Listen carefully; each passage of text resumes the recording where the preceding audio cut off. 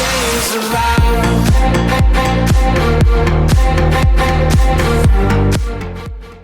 Hello and welcome to the Tottenham America channel. Today, Tottenham played Fulham at home in the Premier League in a London derby, and Son and Maddison scored the goals for the North London side to see Tottenham go top of the Premier League table by 2 points over Man City and Arsenal. An incredible feat done in just 9 games by new head coach Ange Postecoglou. He's done an absolutely incredible job since coming in from Celtic. A lot of fans did not have the faith in him to really take this club to the next level. We thought there'd be struggles. We thought we might not even be in the top 10 in the first half of the season, But Tottenham Hotspur are top of the table, and that's all down to Ange and his incredible attacking methods. Tottenham got started in the 36th minute after Heung-min Son scored for Tottenham. Fulham lost the ball cheaply in defense, and Richarlison passed the ball on to Son. He shifts the ball onto his right foot before unleashing a beautiful strike into the top corner, beating Fulham's goalkeeper and sending Tottenham up by 1-0. We went into halftime 1 goal up before James Maddison made it 2 in the 54th minute. Yet again, it was a Fulham mistake leading to the goal, as the defense cheaply gives it away to Højbjerg, who slides the ball through to Son, and then Maddison simply has to finish it off after the Korean passes it on, and Tottenham go 2-0 up. Later on, all the big players, Son, Maddison, Richarlison, all subbed off, and we saw at the game by 2-0. Another clean sheet for our incredible defense, with Vicario holding no goals today, and Tottenham are top of the table. 23 points, 7 wins, 2 draws in 9 games. This includes, let me remind you, obviously we've played some more, lower quality teams: Luton, Burnley, Bournemouth, Sheffield United. But I don't think we can forget that we beat Man United, we beat Liverpool, and we also drew to Arsenal. So it's not like our entire makeup of opponents has been poor quality, easy wins. Some of them have been really, tough, and I think we've played unbelievably well this season to be top of the Premier League. Ange has done such an incredible job coming in. The way he's put his philosophy onto the players is incredible. I think the thing that changes it the most is, let's take this for example. Before this game, last year we had the same amount of points after the same amount of games. I think we were, maybe it was 18 or 19 points last season after 8 games. But we were first in the Premier League. But this feeling is not the same. Last year it was like, okay, we're first, but we're gonna lose it eventually. We were under Conte. There was no guarantee of us, playing well in every game. We were heavily reliant on Bentancur and Højbjerg, and Conte's sitting back and counterattacking methods just did not feel stable enough. But this year is a completely different feeling. Under Ange, we go into every game thinking that we're gonna win, and it's almost a disappointment if we don't score at least 2 goals or 1 goal. And it's such a different feeling to last year, and I think that's why this year feels so much different. Last year, it was the inevitable, okay, when are we going to drop below Man City? When are we going to fall behind?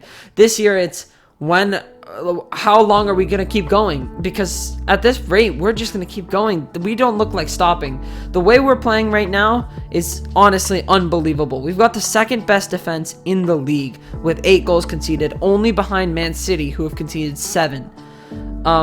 We've got one of the best attacks in the league, 20 goals scored, only behind Brighton, Newcastle, Aston Villa, and tied with Liverpool.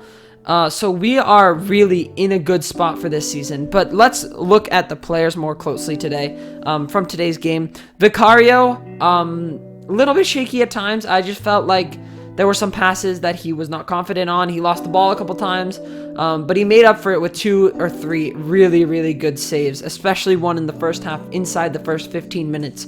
Absolutely incredible save. Whole defensive line, I think first 70 minutes was really good. After that, I think we started to kind of have a little bit of a tough time on the ball. Van de Ven started making mistakes. Udogie was making mistakes before he got subbed off in the 56th minute.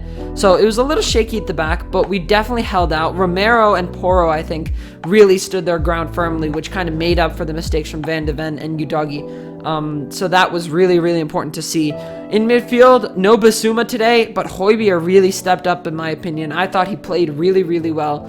Knowing the way he plays usually and the style that he was bought for under Mourinho and then Conte, seeing him able to play in a system like this and, you know, not be completely out of it, still be able to play is really, really nice to see, because he's been at this club a pretty solid amount of years. I think it's been 3 years now.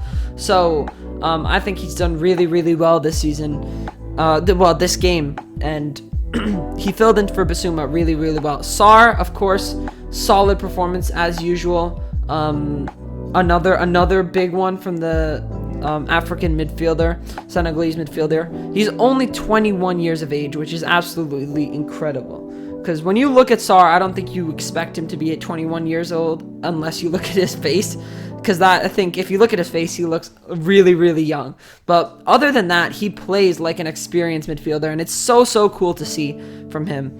Heading into attack, Maddison and Son, absolutely incredible today. They carried us with their goals and assists. Richarlison got a strong assist for Sonny's goal, I believe. Yeah, Son's goal. And he had a pretty good game, I thought, today.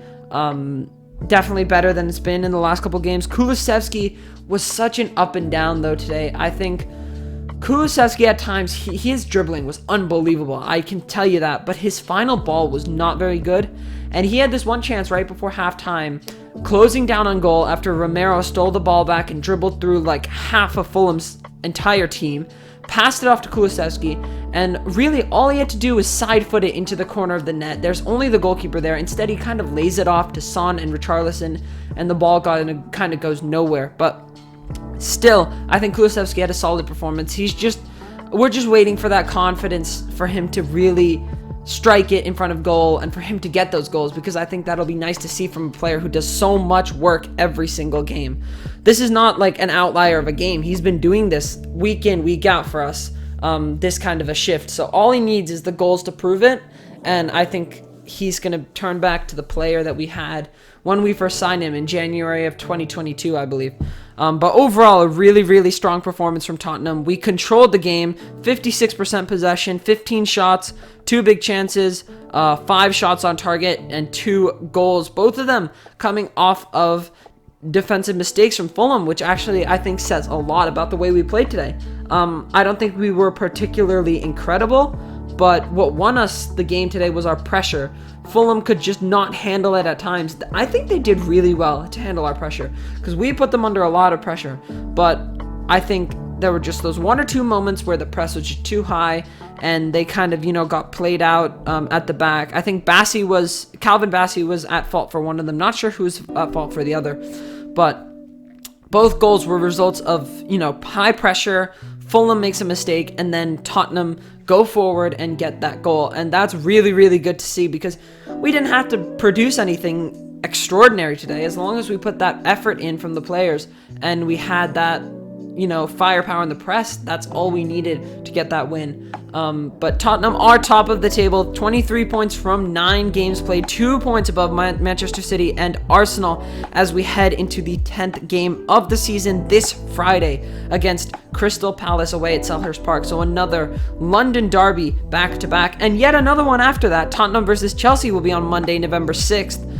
So we've got a Monday, Friday, Monday game schedule coming up for us. But I think we've got a big chance to continue our lead at the top, especially Crystal Palace and Wolves. I think Chelsea will be a little bit of a hard team, considering how Pochettino has got them playing in the last couple of games. Their result against Arsenal was quite a good one. But I think we're going to have a very, very fun ride with Ange at the helm. But that's it for our video on today's win against Fulham. If you enjoyed and want to see more Spurs content, make sure you like and subscribe to the channel. Comment down below what you'd like to see more of on the channel. And until next time, come on, you Spurs!